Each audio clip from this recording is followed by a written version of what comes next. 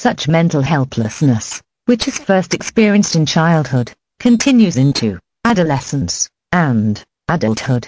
There has never been either in elementary or secondary schools or in universities any teaching capable of instructing man, from his early years on, how to protect his psychological, mental and moral integrity.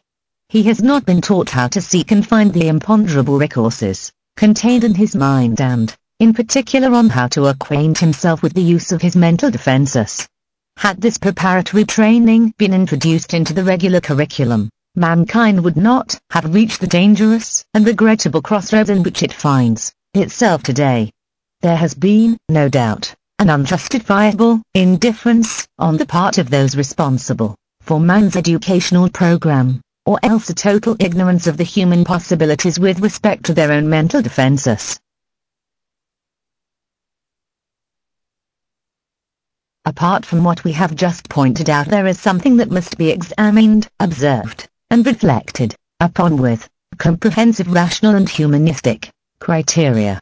We are referring to the treatment that children are given in some sectors of the human community, especially those of a religious kind. For centuries, children have been inculcated beliefs that are incompatible with reason, with the intention of turning the child's mind into an old, something like a trademark, imprinted on their souls, which will be difficult for them to erase as they grow up later.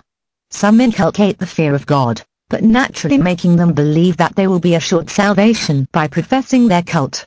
Others tell them that, if they deviate from traditions, rites, and practices, they will be persecuted forever, and will suffer a cruel destiny. Other sects and pseudo-spiritual currents have conducted themselves more or less in a similar manner.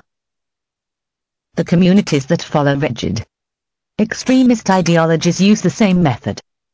Though this may seem paradoxical, because, like religions, they also contravene the supreme law which gives man the most extensive freedom to think, feel, move, and act pursuant to what has been determined by the universal pronouncement that has created man free and sovereign of his own life. Questions for reflection: what are the determinant causes of the lack of mental defenses? Why are mental defenses important to face present decadent and harmful beliefs?